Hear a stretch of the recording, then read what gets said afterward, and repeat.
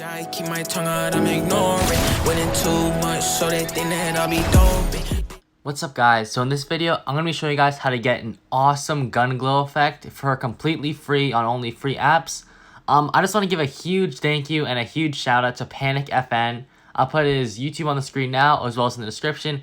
Everyone go sub to him. He made this up and just showed me how to do it so I could make it in a video and show all of you guys. Everyone go sub to him. He also makes great tutorials for other apps, other free iPhone apps as well as LumaFusion. He's a really great editor and yeah, huge thanks to him for that. So first what we're going to do is we're going to go into almost any editor. As long as there's a blending mode enabled, you can do this. So I'm just going to go into new project, press the plus, and add in my clip. And here's the clip so you guys can see it.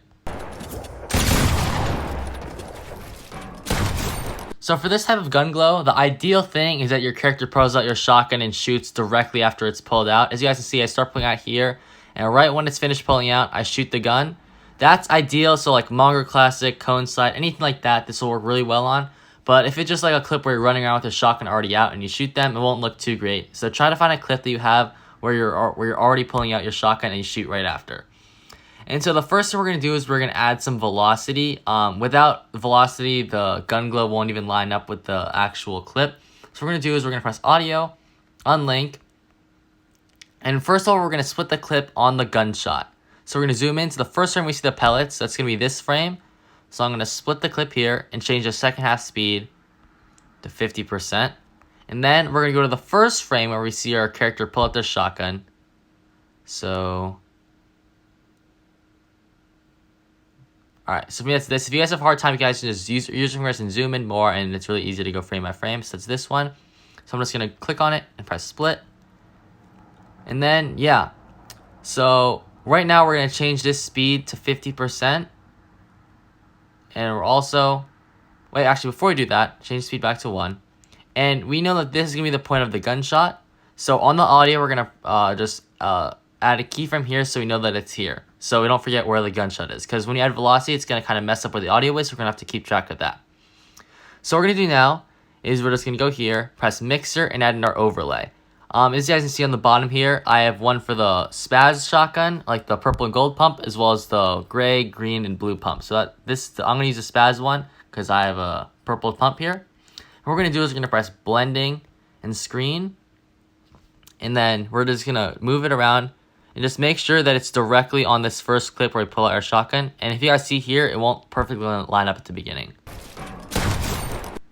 So it doesn't look great. Actually, first of all, we have to change this clip speed to 50%. So right now, it's just going to be 50% all the way out, all the way through, but that's okay for now.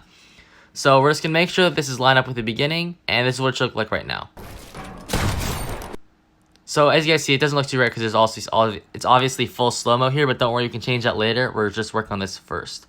So what we're going to do is we're going to go to right where we see the gun glow go away, and we're going to split the clip here and change this speed to 200% to have a nice velocity effect. So now it should look something like this. Also, as you guys can hear, the audio is a little bit messed up, so that's why I added this keyframe. So we're going to move this keyframe over to the gunshot just like this. It won't snap on, it just takes a little bit of a guess. And as you guys see, it's pretty much lined up here. So yeah, here's what it sounds like now. And yeah, so the audio is synced up. Now all I have to do is sync up this.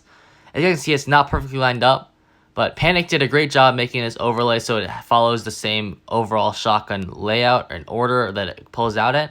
So if you just go to the beginning and move it over, also you can use your fingers to make it bigger. That's what you need, and you can tilt it around, stuff like that.